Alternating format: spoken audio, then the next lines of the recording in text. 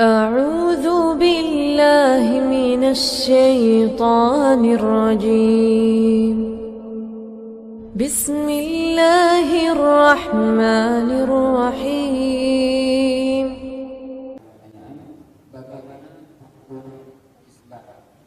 Masya Allah gitu. Antum membuka ini dengan masalah yang berat-berat luar biasa ya.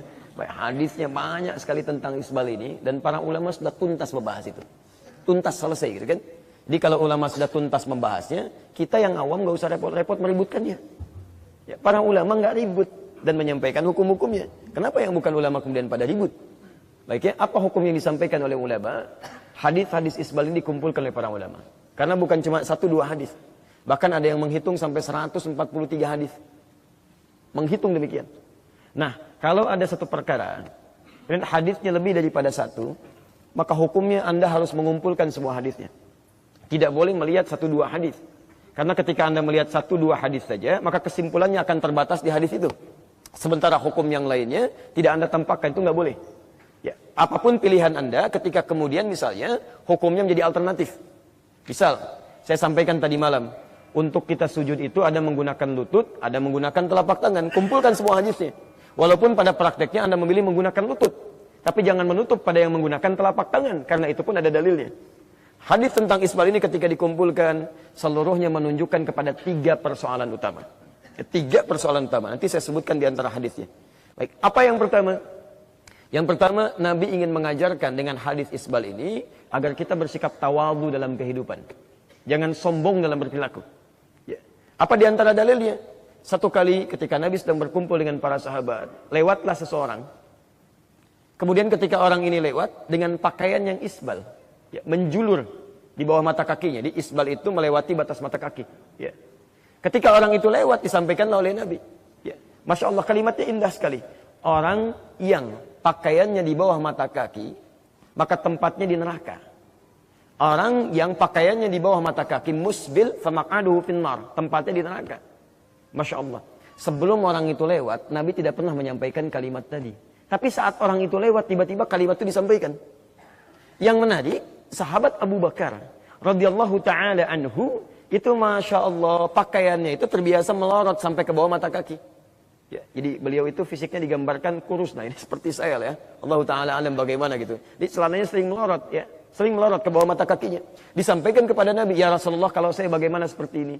Kata Nabi, kamu tidak. Di sampingnya ada Ibnu Umar. Ibnu Umar ini masih kecil pak, anak-anak kecil. Ya, yang belum mengerti apa yang disampaikan oleh Nabi. Maka disampaikan oleh Rasulullah SAW. Disampaikan dengan bahasa yang jelas sesuai yang dipahami oleh anak seumuran kecil ini. Kata Nabi, jangan sombong. Seperti orang yang menjulurkan pakaiannya di bawah mata kaki. Khaila'a, karena sombong. Orang yang sombong seperti ini, maq'aduhu finnar, tempatnya di neraka. Kalau Anda pernah tinggal di Arab, alhamdulillah saya tinggal di 5 negara di Arab. Dan paham kebiasaan mereka. Dan saya menyatu dengan mereka. Masya Allah, di Arab itu, kalau strata kehidupan seseorang sudah mulai naik, dari aspek kepemimpinan, dari aspek sudah tinggi stratanya. Nah itu yang dikecam oleh Nabi SAW. Anda jangan sombong. Orang sombong itu tempatnya di neraka. Seperti iblis dulu pernah menyombongkan diri ketika tidak mau hormat kepada Adam. Jadi hadis terkait isbal yang pertama, itu hadis yang menjelaskan tentang aspek kesombongan. Jangan sampai mengerjakan itu dan bersikaplah tawadhu dalam kehidupan. Paham sampai sini? Jadi hati-hati. Walaupun ada yang tidak isbal, pakaiannya di atas mata kaki misalnya, tapi sombong dalam kehidupan, yang neraka juga. Hati-hati gitu kan. Dan jangan saling mencela di sini, itu tidak baik. Ya. Yang kedua, hadis tentang isbal. Kalau Anda kemudian kumpulkan hadisnya, ini menunjukkan kehati-hatian dalam beribadah. Kehati-hatian dalam menunaikan ibadah. Saya beri contoh misal, kalau Anda belajar di kitab Riyadhus Shalihin atau hadis-hadis yang standar, Anda pasti akan dengar kisah orang yang sholat, kemudian disindir oleh Nabi dan diminta mengulang sholatnya, bahkan wudunya. Nabi katakan, la yaqbalullahu sholata musbilin. Allah nggak terima, nggak akan menerima sholat orang yang pakaiannya isbal. Dia orang ini sholat, pakaiannya kelebihan pak, di bawah mata kakinya. Kata Nabi, Allah nggak menerima sholat orang yang pakaiannya isbal. Faliyatawadda, ayo wudu lagi.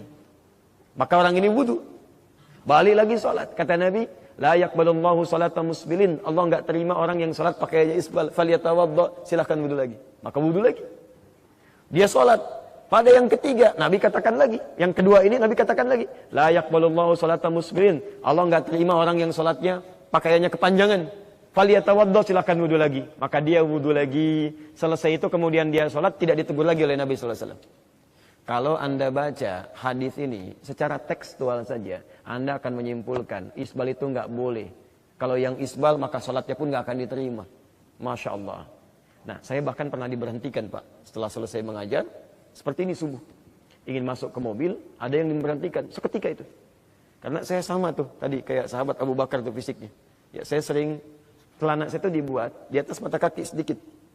Tapi karena seperti ini, kadang jalan melorot gitu kan. Satu kali ngimami subuh, begitu setelah menyampaikan pengajian, dihadang oleh salah seorang jemaah, menyampaikan hadis tadi, Ustaz, bagaimana pendapat Ustaz? Nabi kan mengatakan Allah enggak terima sholat orang yang pakaiannya kepanjangan. Maksudnya sholat Ustaz enggak sah gitu kan. Cuma dalam bahasa yang lebih sopan gitu kan. Lalu dia katakan hadis tadi. Saya tanyakan begini. Perhatikan pertanyaan saya. Pertama, Anda baca hadisnya kan? Iya. Baik, pertanyaan saya. Bukankah Nabi mengatakan pada orang ini, ketika dia menggunakan pakaian isbal untuk wudu lagi, faliyatawaddu? Kata orang ini benar. Baik, pertanyaan saya. Kalau yang salah pakaiannya, kenapa Nabi tidak menyuruh ganti pakaian, tapi nyuruh wudu? Dia diam.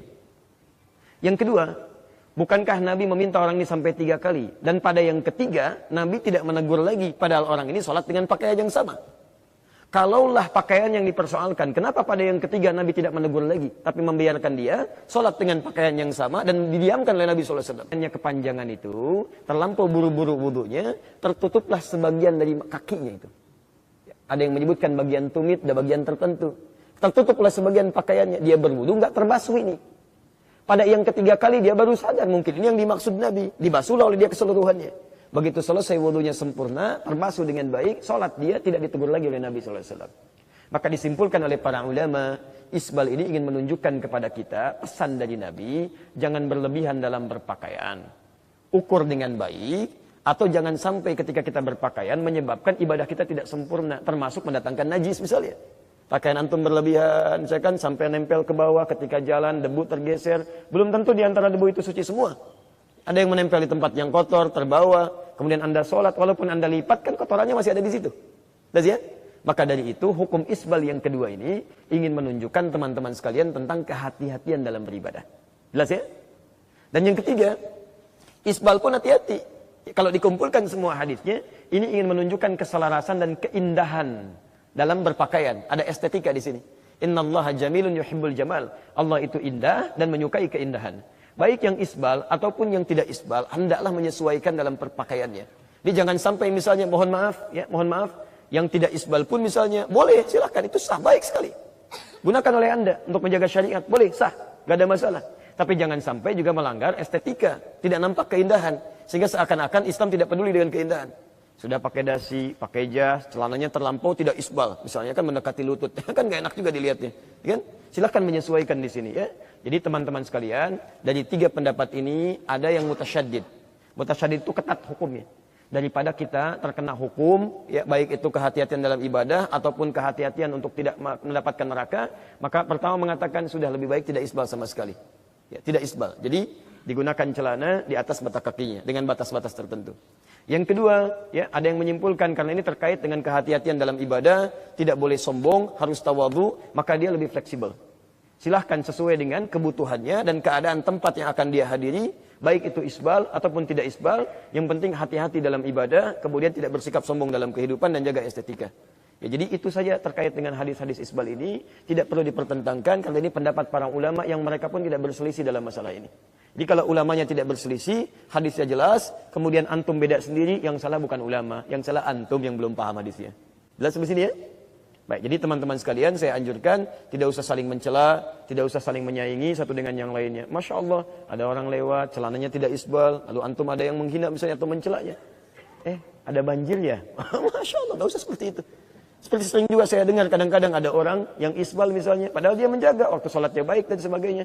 Kelebihan pakaiannya, saya ada gunting di rumah. Ya, kadang-kadang kita lupa, celana tidak isbal tapi mulutnya isbal. Pendengarannya isbal gitu kan. Jadi tolong dikondisikan supaya lebih baik dalam praktek kehidupan kita ya. Nah, Allah